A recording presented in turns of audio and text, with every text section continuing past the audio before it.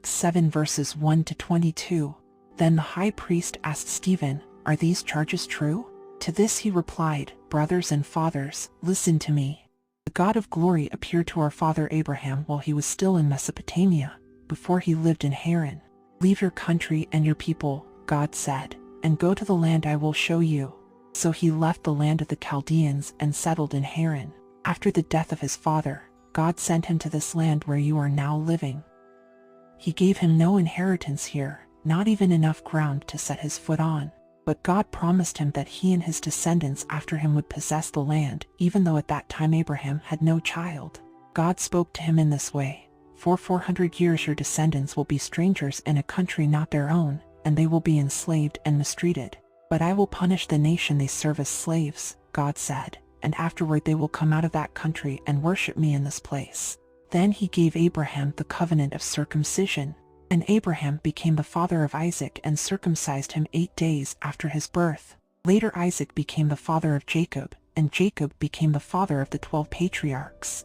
Because the patriarchs were jealous of Joseph, they sold him as a slave into Egypt. But God was with him and rescued him from all his troubles. He gave Joseph wisdom and enabled him to gain the goodwill of Pharaoh, king of Egypt. So Pharaoh made him ruler over Egypt and all his palace. Then a famine struck all Egypt and Canaan, bringing great suffering, and our ancestors could not find food.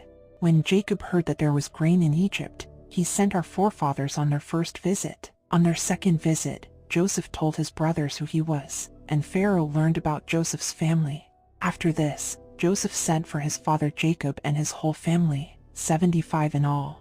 Then Jacob went down to Egypt, where he and our ancestors died. Their bodies were brought back to Shechem and placed in the tomb that Abraham had bought from the sons of Hamor at Shechem for a certain sum of money. As the time drew near for God to fulfill his promise to Abraham, the number of our people in Egypt had greatly increased. Then a new king, to whom Joseph meant nothing, came to power in Egypt. He dealt treacherously with our people and oppressed our ancestors by forcing them to throw out their newborn babies so that they would die. That time Moses was born, and he was no ordinary child. For 3 months he was cared for by his family. When he was placed outside, Pharaoh's daughter took him and brought him up as her own son. Moses was educated in all the wisdom of the Egyptians and was powerful in speech and action. Deuteronomy 29. These are the terms of the covenant the Lord commanded Moses to make with the Israelites in Moab, in addition to the covenant he had made with them at Horeb. Moses summoned all the Israelites and said to them, "Your eyes have seen all that the Lord did in Egypt to Pharaoh, to all his officials, and to all his land. With your own eyes you saw those great trials, those signs and great wonders. But to this day the Lord has not given you a mind that understands, or eyes that see, or ears that hear. Yet the Lord says, during the 40 years that I led you through the wilderness, your clothes did not wear out, nor did the sandals on your feet. You ate no bread and drank no wine or other fermented drink. I did this so that you might know that I am the Lord your God." When you reached this place, Sihon king of Heshbon and Og king of Bashan came out to fight against us, but we defeated them. We took their land and gave it as an inheritance to the Reubenites, the Gadites, and the half-tribe of Manasseh. Carefully follow the terms of this covenant, so that you may prosper in everything you do. All of you are standing today in the presence of the Lord your God, your leaders and chief men, your elders and officials, and all the other men of Israel, together with your children and your wives, and the foreigners living in your camps who chop your wood and carry your water. You are standing here in order to enter into a covenant with the Lord your God, a covenant the Lord is making with you this day and sealing with an oath, to confirm you this day as his people, that he may be your God as he promised you and as he swore to your fathers, Abraham, Isaac, and Jacob. I am making this covenant, with its oath, not only with you, who are standing here with us today in the presence of the Lord our God, but also with those who are not here today. You yourselves know how we lived in Egypt and how we passed through the countries on the way here. You saw among them their detestable images and idols of wood and stone, of silver and gold. Make sure there is no man or woman, clan or tribe among you today whose heart turns away from the Lord our God to go and worship the gods of those nations. Make sure there is no root among you that produces such bitter poison. When such a person hears the words of this oath and they invoke a blessing on themselves, thinking, "I will be safe, even though I persist in going my own way," they will bring disaster on the watered land as well as the dry. The Lord will never be willing to forgive them. His wrath and zeal will burn against them. All the curses written in this book will fall on them, and the Lord will blot out their names from under heaven. The Lord will single them out from all the tribes of Israel for disaster, according to all the curses of the covenant written in this book of the law.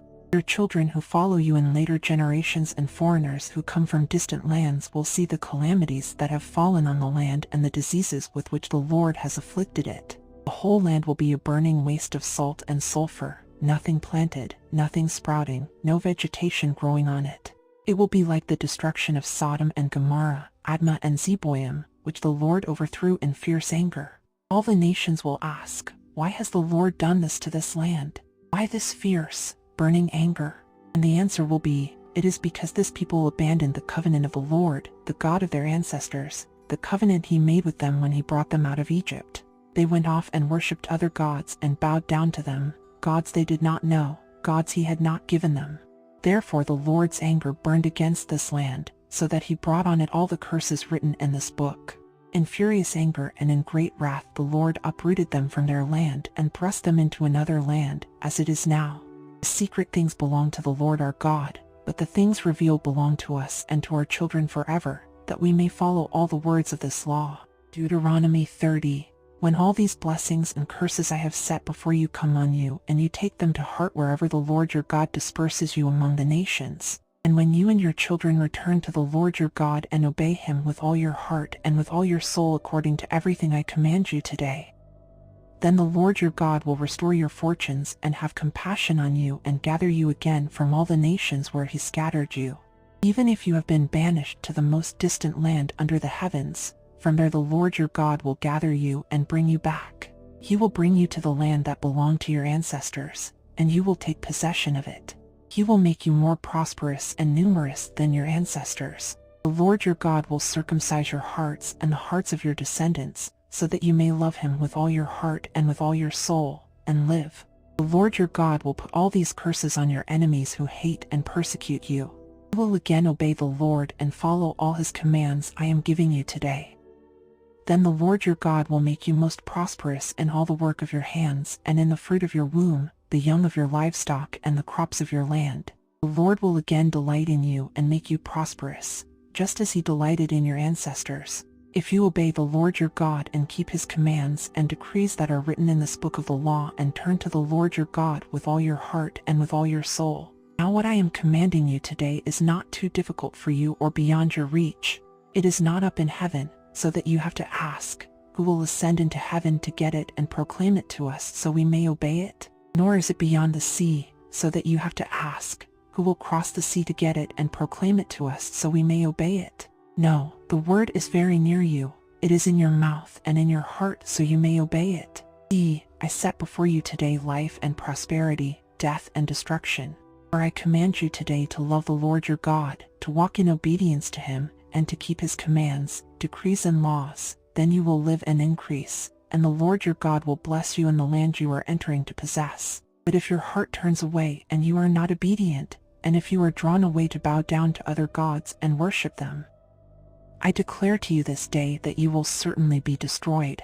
You will not live long in the land you are crossing the Jordan to enter and possess. This day I call the heavens and the earth as witnesses against you that I have set before you life and death, blessings and curses. Now choose life, so that you and your children may live, and that you may love the Lord your God, listen to his voice, and hold fast to him.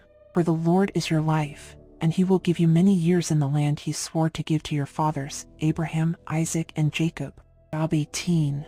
Then Bildad the Shuhite replied, When will you end these speeches? Be sensible, and then we can talk. Why are we regarded as cattle and considered stupid in your sight? You who tear yourself to pieces in your anger, is the earth to be abandoned for your sake? Or must the rocks be moved from their place? The lamp of a wicked man is snuffed out, the flame of his fire stops burning. The light in his tent becomes dark, the lamp beside him goes out. The vigor of his step is weakened, his own schemes throw him down. His feet thrust him into a net, he wanders into its mesh. A trap seizes him by the heel, a snare holds him fast.